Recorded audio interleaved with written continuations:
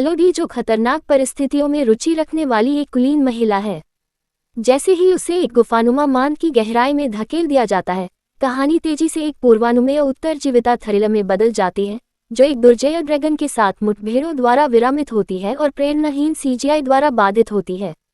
जबकि ड्रैगन स्वयं एक विशिष्ट चतुर्भुज डिजाइन का दावा करता है और अपनी विस्मयकारी विद्या प्रामाणिक चिपचिपी सांस को उजागर करता है, इसके ताने थकाऊ और किशोर हो जाते हैं क्योंकि यह पुष्टि करता है ये कहानी हमेशा एक ही तरह समाप्त होती है।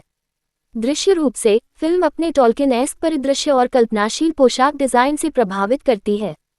हालांकि एक बार जब एलोडी खुद को ड्रैगन की मांद में पाता है तो कहानी के पंख कट जाते हैं और उसकी हालत और खराब हो जाती है।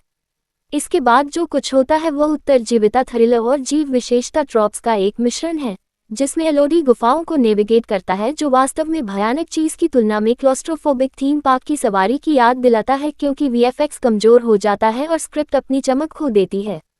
इसके अलावा हंस जिमर का आडंबरपूर्ण स्कोर, हालांकि शुरू में विचारोत्तेजक था, देखने के अनुभव को बढ़ाने के बजाय धीरे धीरे दखल देने वाला होता जा रहा है। तनाव या भावना को जगाने के इरादे वाले क्षणों को ऑर्केस्ट्रा के बढ़ते क्रेसेंडो द्वारा दबा दिया जाता है। जैसे जैसे एलोडी की खोज आगे बढ़ती है, वैसे वैसे फिल्म की घिसी पिटी बातों और अनावश्यक पोशाक विकल्पों पर निर्भरता भी बढ़ती जाती है।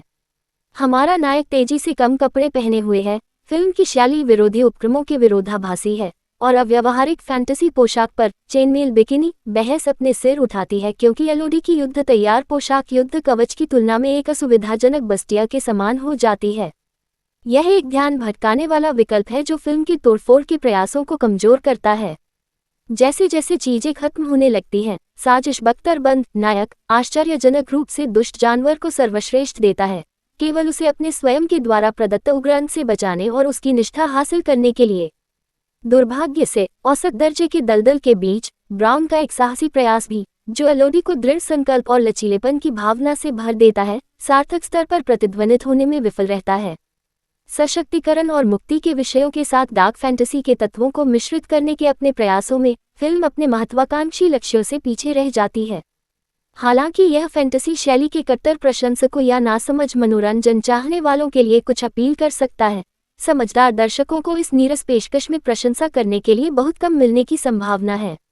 अंत में डैमसेल सशक्तिकरण की एक विजयी कहानी की तरह कम महसूस होती है।